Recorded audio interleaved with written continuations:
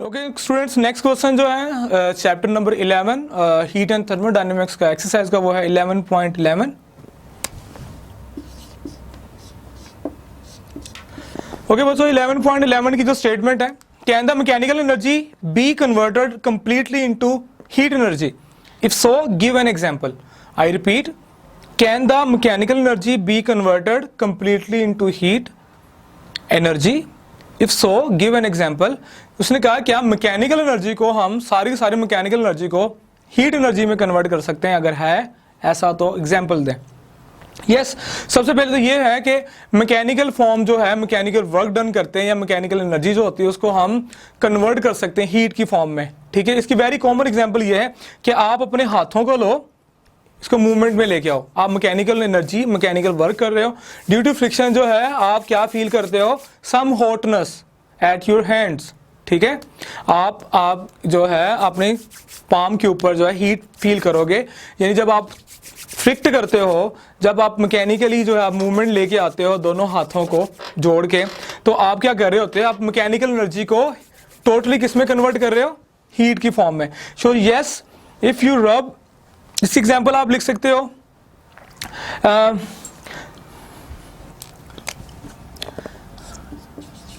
yes we can convert mechanical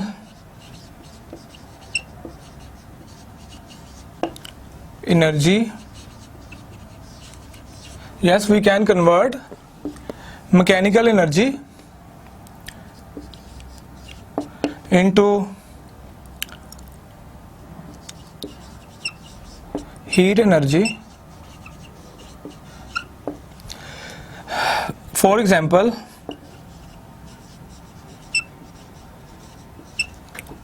when we rub our hands,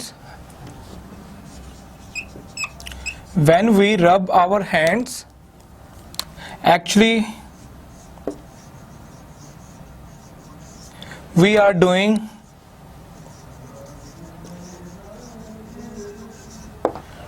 some mechanical work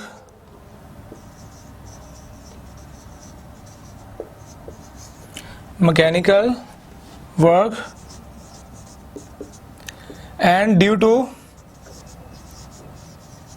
friction between the hands, that part of work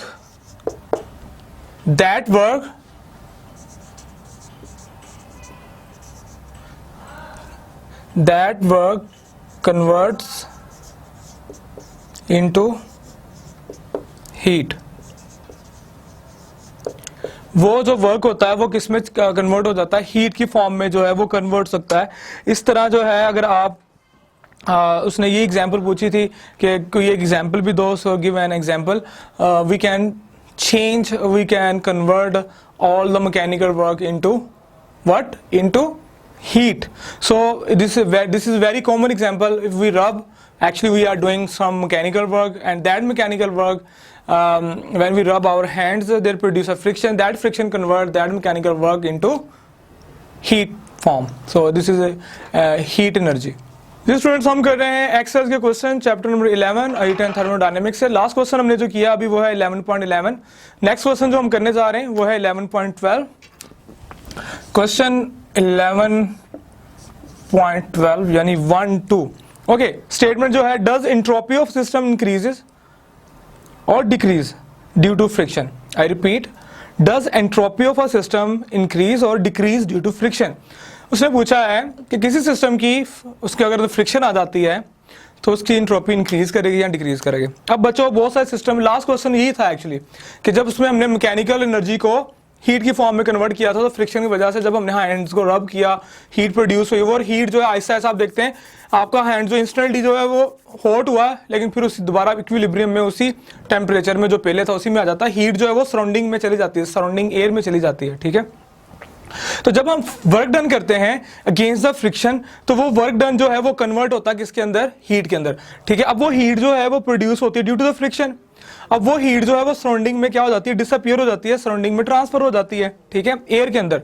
जबकि अगर हम उसी heat को collect करना चाहें तो वो यूजफुल नहीं होगी, वो हीट से हम दोबारा कोई वर्क नहीं कर सकते, वो हमारे लिए यूजफुल नहीं होगी, वो हमारे लिए यूजलेस होगी। वो हीट जो है उसकी अनअवेलेबिलिटी जो है वो unavailability of that type of energy जो हीट के फॉर्म में होगी, which is useless, which has no use, which has no utilization, which we cannot convert into mechanical work. So in this way the temperature of the system or the surrounding increase हो जाएगा, जो कि disorderness produce करेगा, and that disorderness is called entropy, and that entropy increases which occurs in all natural processes. So we can say that entropy increases. The answer of this question you can write your using your own words. आप अपने अल्फाज इस्तेमाल कर सकते हो। इसके अलावा मैं जो लिखने जा रहा हूं वो भी लिख सकते हो।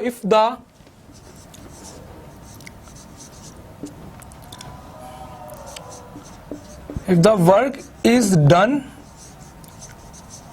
against friction,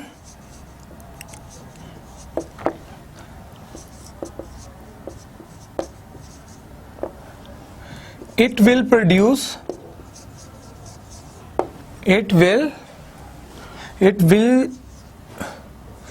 be produced heat, and that heat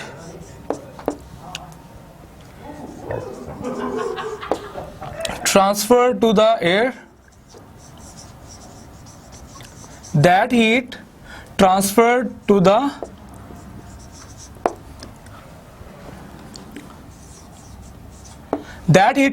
the air, or you can say transfer to the surrounding,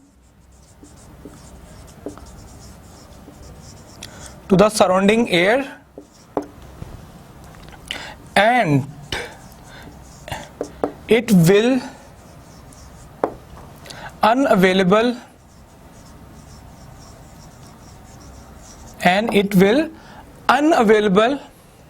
for doing some mechanical energy or mechanical work.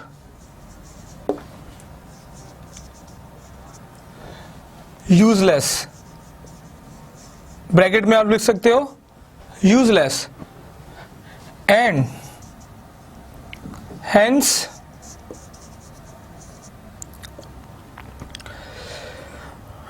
it disorder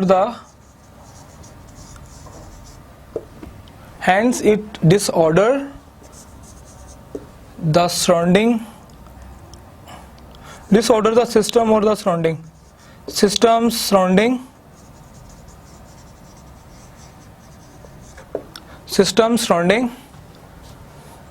which means entropy of the system increases. Entropy of the system increases. आप ये ना भी लिखो surrounding वाला, इतना भी आप लिख लो, it disorder the system which means the entropy of the system increases, क्योंकि ये सिस्टम के लिए वो मैकेनिकल फॉर्म ऑफ एनर्जी में अवेलेबल नहीं होगी, मैकेनिकल वर्क के लिए अवेलेबल नहीं होगी। वो हीट जो कि बाय फ्रिक्शन प्रोड्यूस हुई है तो वो अनअवेलेबल होगी for doing some mechanical work for the system. So we can say that entropy of the system increases. तो ये नेचुरली भी तमाम जो प्रोसेसेस होते हैं उसमें यही होता है कि फ्रिक्शन की वजह से जो हीट डेवलप होती है, ठीक है, तमाम हीट इंजन्स को ले लें, तमाम सिस्टम्स को ले लें यूनिवर्स के, तो वो अनअवेलेबिलिटी होती है, क्योंकि हमने पढ़ा था एंट्रोपी जो है actually it is a death of the energy which develop as a form of